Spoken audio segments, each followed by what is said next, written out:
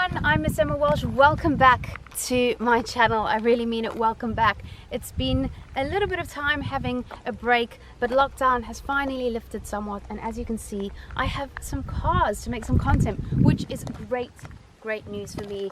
I took a bit of a break. It all went a bit crazy. I think everyone was feeling the same, and I was just like, whoa. Just needed to pull myself towards myself. I didn't want to make content that didn't have any value, so I just took a break. So thank you so much for sticking around if you did, and thank you for supporting my channel if you supported my channel as well. A few lockdown updates from me. I live in oversized t-shirts and trainers now. This is me. I still haven't been to the hairdresser, so my hair now lives on the top of my head. I think I've forgotten how to do my makeup, hence the sunglasses. I still have not finished my Invisalign, so I have attachments on my teeth still, and also a broken tooth at the back. Not ideal. I don't live in London anymore. I am now a country girl. I didn't fall pregnant, and I didn't buy a dog. So those are my lockdown updates. But Car Emma is back with car content for her car audience, who majority love cars, hopefully with a side of me. Some good news to kick the channel off today. This video is sponsored, so please excuse me while I change into my advert outfit. Oh, maybe that only works on TikTok. Today's video is sponsored by Dream Garage Auctions. They're a team of software engineers who have a massive passion for cars, so they've combined the two to form an online platform focusing on performance, prestige, and classic cars. This part is for anybody looking to sell their car and you want to try out DJ's website. It's completely free to use. What they do is they charge the buyer a premium to use the website, so you get the full price for what your car goes up for on the website. Another nice thing is the car stays with you, the seller doesn't actually have to go to the auction house, which is quite nice, and you can set a reserve so it doesn't go for less than what you want it to go for. The website is super easy to upload your pride and joy. Now, if you're in the market to buy a car, this part's for you. You will find a collection of amazing, desirable, exciting cars, all handpicked by DGA, and the premium that they charge you is actually the lowest on the market. So there you go, my car lovers. If you're looking for the next place to buy your performance, classic or prestige car, then head over to Dream Garage Auctions website and check them out. Okay, so we just moved from the last location because of the noise, and we've just arrived here. We're losing the light, and there's a tractor over in the other field, so please just ignore. We move on. And just to mention, down below, guys, is the link for the Dream Garage Auction if you do want to check them out as well. Right, we are here with the BMW M235i. Very grateful. Thank you to BMW UK. I've actually had this car for 3 weeks now, so I've really got a chance to drive it in, and obviously lockdown being lifted, I've been driving back and forth from London about 2 times a week, so I've really enjoyed it.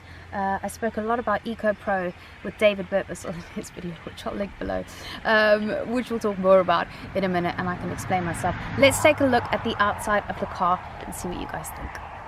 So the BMW M235i, looking absolutely lush in this Storm Bay metallic color.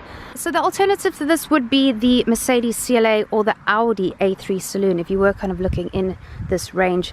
Of course, we've got the new style BMW grille at the front, which I like. That's quite cool. So I'm a fan of that. Obviously looks quite more aggressive in the front with all these vents coming through here that actually do stuff. Functional vents at the front and that aggressive grille. Apparently the concept looked better. I haven't actually seen the concept, so I wouldn't know. Okay, and then moving along the side of the car, you've got these nice side skirts that go all the way the back. Quite nice. These wheels. Would you go black or silver? Whatever you call that, grey, silver. I'm never quite sure what I prefer. Then we come to the back, and I'm just trying to find an angle that actually makes it look pretty decent, and I'm not sure I can find one. BMW, I'm not sure about this one. It kind of looks like a squashed version of the X4 or X6. Anybody with me on that? It just doesn't work for me. It just looks nice from over there, with the exhaust pipes coming out, looking all aggressive, and then there's something there in that kind of middle area that just doesn't quite gel with me anyway. This is what it looks like from the outside. Tinted windows at the back, which make it look proper stealth. You see that looks like a mini SUV there. Let's go inside. Okay, we are inside. And automatically, if you're going to compare it with the Mercedes CLA and the Audi, it's not as in your face, I would say, as the Mercedes, but that's also personal to everybody, kind of what you like on the interior. Let's not even go there with the wheel. I've got a massive thing for steering wheels. I'm sure lots of people are the same. I really like this one. I also really like the flat bottom one that Audi does as well. With BMW, everything's just so solid. It's such a well-made car. Everything's really well put together and just looks expensive and well done. You've got your nice dash up here. All your buttons over here. You've got the seat warmers on this car. The cup holders, which are great. I've got those nice chilled water bottles that actually fit over there. You've got your USB point here and your charger. Coming over here, stop button, the usual traction off, parking assist. You've got sport, comfort and eco pro, your electronic handbrake, and then this navigates everything that you need over here. But this is also touchscreen, so you can touchscreen that, or you can use the buttons here on the wheel as well for the music system there. That controls a bit of that. And then you've got your cruise control, which I kind of live in at the moment, which is just ridiculous. You've got the heated steering wheel as well. That's a bit lush. And then over here, open, close the door, your lights, obviously your windows and your side mirrors, and then otherwise just a really clean, lovely look. The seat belts with the M colored stitching, rear view mirror, all your lights, and yeah, you can see I valeted the car, guys. As you can see, it's nice and clean. It is a nice car inside, and it is really comfortable, which is obviously the main thing, other than it driving really well. Alright, we're going to check out the back seat, which actually I don't do often. I only appear to go into the boot. There are a lot of bugs in the country. Into the back we go. I'm 5'2", so for me there's plenty of space. It's comfortable, it's nice. You've got your drink holders over here, anything you need to put down there, and the windows. So it's pretty simplistic in the back. Then you've got your, I want to say USB, but they're those new ones, USB, I think. They're like lightning fast, I don't know. This one's for the young ones, I think. Plenty of space for me. I think if you were maybe taller and your driver was also taller, you'd be in trouble. There isn't actually that much space there. So that is the back seat. How exciting. Also, if you have children and this is a family car, then come closer, my friends. So if you have a child seat, these are really easy to just flip up and slot them in. I've actually tried this out because I went to go visit my sister, and we took my car to the shop. So we put Michael in the back, and there's two baby seat fittings in this back, which is great, and the seat belts. And as you can see, we've got the mirror on here already, so that works out quite well. What's in the box? More drink holders. So if you're in the back and you're short and you fancy some champagne, that's for you. All right. Okay, let's look at the boot, because that's always my favorite place to jump into. I think it's quite clear that I could fit in here. I'm wearing a little shirt, so probably not going to jump into it. I mean, I could definitely fit in it. Don't look. Woo! Comfortably. I was going to say two of me, but in actual fact, I just think one of me will work. Okay, well done. Ta-da! Okay, so the back of the boot, my trusted wheel lock for London. I always hide my stuff in here whenever I've parked. It's a secret little slot. Got your medical aid kits and tire kits and first aid kits and kit over there.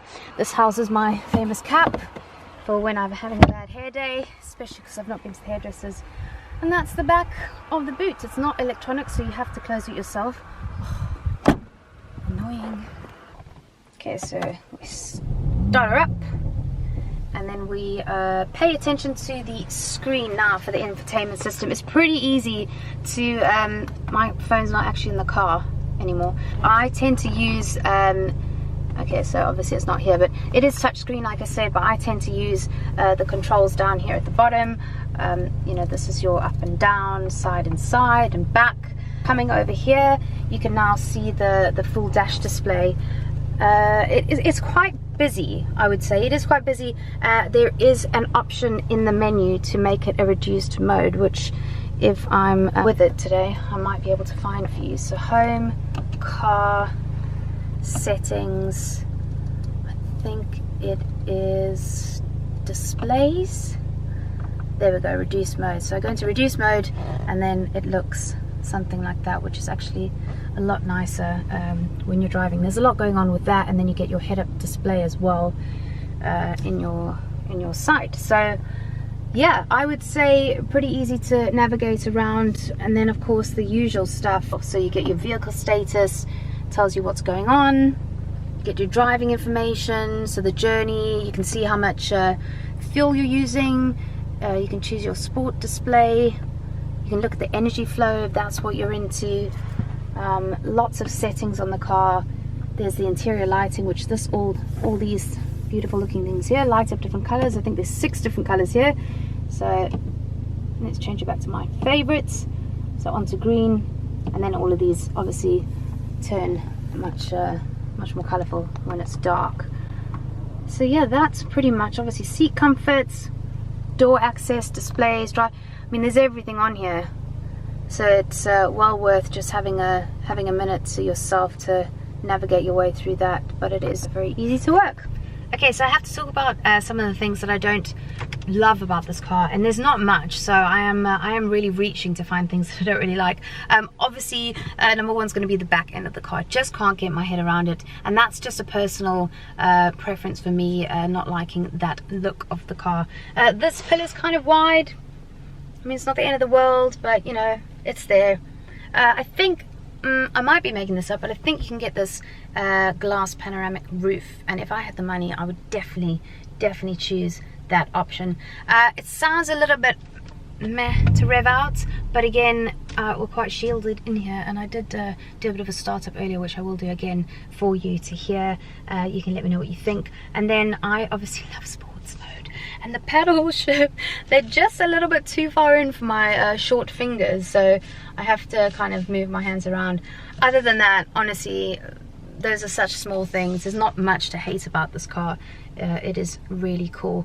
So the things that I like about this car, and this sounds really ridiculous because I love sport mode and I love racing, but since I've been driving back and forward to London, I have been using the cruise control quite a lot, and I find, and I'm not sure if I've just figured this out, if it's been in every other car I've ever driven, but I've kind of figured out, if you put it in comfort or eco or whatever you're driving in to save petrol, you put it on cruise control, and you've got a head-up display, so it shows you the speed limit, and you obviously set your cruise control to that speed limit, and as the next speed limit is coming up, it flashes in the background and then asks you to set the next one. So you, when it's ready, you set the next one, so you come into the new speed zone in the right speed, and therefore avoiding traffic fines, and therefore avoiding points on the license. So I've really enjoyed that, and I've almost made it a game to see how much fuel I can save on a trip, which is so pathetic, and I've obviously been in lockdown for too long and I really need to get out more.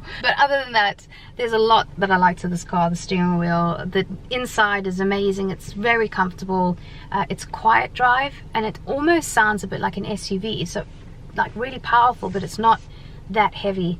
It is really fun to drive, so when you put it in sport mode, it is nippy and quick, and it does bring joy to my face. My facial expressions are happy.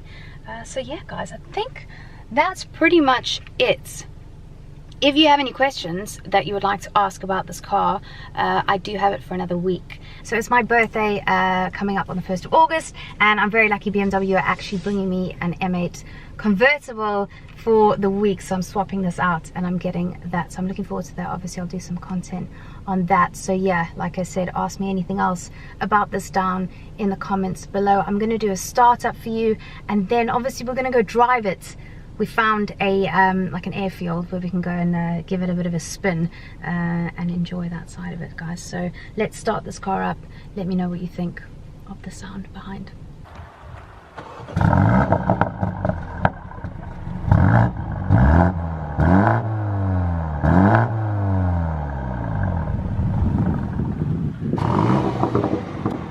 A few pops and bangs there when you start the car. That sounds pretty cool. Yeah, I'll have to listen to that back on the camera, but I like it. Tell me what you guys think down below. Okay, now for the fun part, we're going to drive the car and head over to the airfield to see what this car does 0 to 60. Follow me. The nice thing about living in the country is conveniently there is an airstrip right next to where I live. So a private piece of land. Of course, naturally, I want to test the 0 to 60. Apparently it's 4.9 seconds. This land or strip is extremely uneven and probably quite dangerous, but we are going to give it a go anyway. We have a very capable cameraman and a timer. Hopefully we'll get it on the dot. Yeah, don't make me look slow. Sports mode, traction off. I'm not going to launch control just because it's just not very safe around here. Anyway, left foot brake, foot on the gas. Are you ready? 3, 2, 1.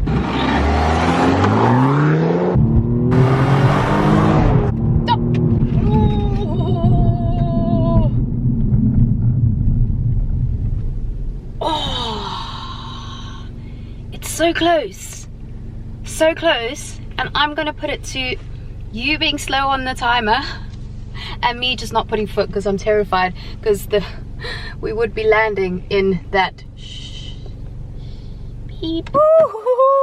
Oh my goodness, guys, thank you so much. That is the end of the video for today. Thanks for sticking by me. I hope you guys are all safe and well during COVID as well, and that you're looking after yourselves. Next week's video, I will be talking with an old friend of mine, David Birtwistle, who, if you watched the Netflix series Too Hot to Handle, he was a part of that. He's now starting up his YouTube channel again. He's very much into cars and bikes, so our first video is actually on his channel at the moment. I'll leave the link down below, but I will be talking to him next week when I head into London. Guys, thank you so much. Don't forget to like, subscribe and comment for all future videos to come. I'll see you all really, really soon. Bye.